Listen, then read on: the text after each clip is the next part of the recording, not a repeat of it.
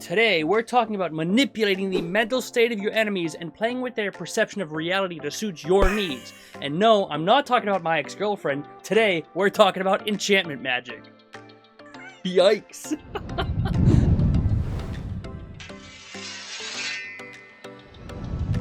The first spell for today is arguably the most powerful cantrip in the entire game, and I am of course talking about Mind Sliver. This cantrip sends a spike of psychic energy into the mind of a creature you can see within 60 feet. That creature must make an intelligence saving throw or take 1d6 damage and subtract a d4 from their next save. Now, I know it doesn't sound like much, but this spell is so good. While the damage is just... well, honestly, the damage is bad, but we don't really care about the damage. No, the reason we take Mind Sliver is because we really want that d4 saving throw effect. And by utilizing my high school level of math knowledge, I can extrapolate that if a creature suffers from Mind Sliver, it increases the likelihood that they will fail their next save between 5 to 20%, which is bananas. I forgot my... where's my banana? Where's my banana? Bananas. So, you don't really use this spell like you would other cantrips or spells because you almost always would use it in tandem with other spells that require saves. Also, it's worth pointing out that amongst all monsters in 5th edition, intelligence saving throws are statistically the worst amongst everything. So if you're looking for a new cantrip to add to your repertoire, be sure to pick up Mind Sliver because it will not disappoint. Moving on to the next spell for today, we have an incredibly heavily debated spell which I almost didn't put on the list because of it, but I am of course talking about SILVERY BARBS. Now, when I say heavily debated, I mean like super heavily debated. I mean, just look at the comment section of this spell on D&D Beyond. It is literally filled with angry people calling it broken. I mean, look at this guy. He wrote a literal essay about why this spell is stupid, and I guarantee you a total of 3 people read it. Look, all I'm trying to say is that before you set your heart on the spell, make sure your DM is okay with it. A lot of tables ban it because for some reason they hate fun, but you know, what can you do?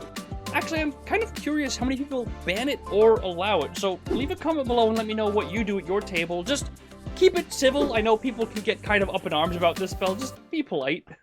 Anyway, SILVERY BARBS is a reaction spell that allows you to distract a creature whenever they roll a d20. Effectively, you give them disadvantage on a single d20 roll as a reaction. But this isn't just average disadvantage. This is advanced disadvantage, which is just a meme-y way of saying that you can do this after they've already rolled their dice. You can literally wait to see if that creature succeeds or fails and then cast SILVERY BARBS to make them roll again. Honestly, there's not much more to say about this spell other than if you're allowed to pick it up, you should always, no questions asked, choose it. Moving on to the next spell for today, we have TASHA'S Mind Whip. This is another amazing spell that takes advantage of intelligence saving throws like I mentioned earlier. On a failed save, a creature takes 3d6 damage and suffers some other powerful effects. One of these effects is that they cannot take reactions until the end of its next turn.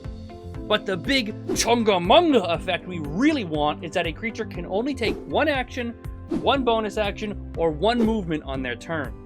Think about that for a second. If you mind whip some poor sap in melee, you could literally just walk away. They can't get a reaction attack against you, so you can just literally walk away and then, I don't know, throw a rock or something.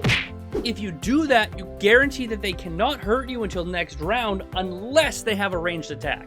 I like to imagine that when you cast a spell, they get distracted by something and it makes it difficult for them to continue moving. Maybe they see a really big button with a big bell next to it that may or may not have the word subscribe on it. But yeah, TASHA'S Mind Whip, just like the other 2 spells, are actually on my top 10 best spells for all 5th edition. So if you get the chance to pick it up, you should almost always take it. Next up on my list, we have Confusion. This spell confuses enemies. Who would have guessed? You assault the mind of all creatures in a 10-foot radius sphere that all need to make a wisdom saving throw or become confused. Confused creatures pretty much just have an 80% chance to not do what they want to do on their turn. But allow me to elaborate. At the start of a turn, a creature rolls a d10, and depending on what they roll, they do one of 4 things. For example, there is a 10% chance they run in a random direction, there's a 50% chance they just do nothing, and there's a 20% chance that they make an attack against a random target. And the last 20% of that 100% is them actually getting an opportunity to have a turn.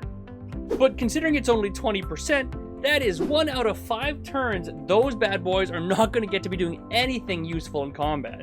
This spell is obviously locked behind a wisdom save, but considering the fact that it could technically affect up to 12 different creatures in ideal conditions, I would say it's a damn good spell. But that brings us to the final spell for today's list, which, to the surprise of literally no one I hope, is a 2-for-1 special with Bane and Bless. These first level spells have a similar effect. Well, actually they kind of have the opposite effect.